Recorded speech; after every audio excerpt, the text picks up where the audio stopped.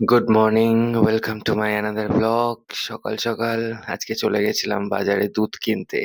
আজকে পৌষ সংক্রান্তি, বাড়িতে একটু পিঠে টিঠে হবে, সেই কারণে সকাল সকাল আমাকে পাঠিয়ে দেওয়া হয়েছিল দুধ কেনার জন্য। দুধ কিনে একটু ঠাকুরের পুজোর জন্য ফুল কিনে আমি বাড়ির পথে রওনা দিলাম। তারপর বাড়ি এসে একটু স্নান করার আগে নিজেকে একটু আয়নায় দেখে নিচ্ছিলাম।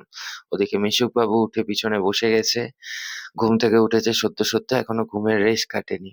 তারপর মিশুকে ব্রাশ করিয়ে রেডি করে আমি চলে গেছিলাম স্নানেতে। স্নান করে এসে একটু জামা প্যান্ট পরে আয়নায় একটু নিজেকে ঠিকঠাক করে দেখে নিচ্ছিলাম ঠিকঠাক লাগছে কিনা। তারপর আজকে সকাল সকাল ব্রেকফাস্ট চলে এলো, কষা মাংস আর ভাত। উফ, মজাই আলাদা। তারপর রান্নাঘরে গিয়ে দেখি পায়েস রান্না হচ্ছে, গুড় দিয়ে একদম পায়েস। উফ, খেতে যা লাগবে সন্ধ্যাবেলা। তারপর মিশুবাবুর একটা ইঞ্জিনিয়ারিং চলছে, কি ইঞ্জিনিয়ারিং বুঝলাম না, স্কুটিটা নিয়ে কি করছে। তারপর আমি বেরিয়ে গেলাম অফিসের উদ্দেশ্যে। অফিসে গিয়ে সারাদিন কাজ। আজকে ভিড় ছিল, খুব একটা ভিড় ছিল না, কিন্তু মোটামুটি ভিড় তো ছিল। কাজ কাজ তো করতেই হবে, কাজের প্রেশার তো থাকবেই। তারপর আজকে বিকেলে একটা জায়গায় যাওয়ার ছিল, কোথায় যাব সেটা তোমাদেরকে পরে দেখাচ্ছি। সেই কারণে আমি তাড়াতাড়ি অফিস থেকে বেরিয়ে চলে এলাম বাড়িতে। তার মধ্যে বাড়িতে ঢোকার সময় লিফটে একটু প্রবলেম করছিল, কেন আমি নিজেও বুঝতে পারছিলাম না। তারপর কোনো রকমে জয় বাবা ভোলেনাথ বলে লিফটে উঠে তো গেলাম।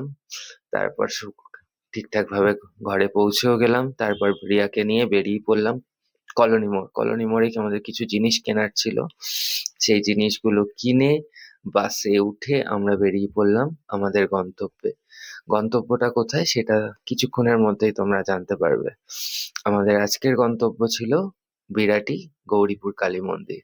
মিশুর জন্মদিনেতে মাকে আমরা একটা শাড়ি দিই মানসিকের কারণে।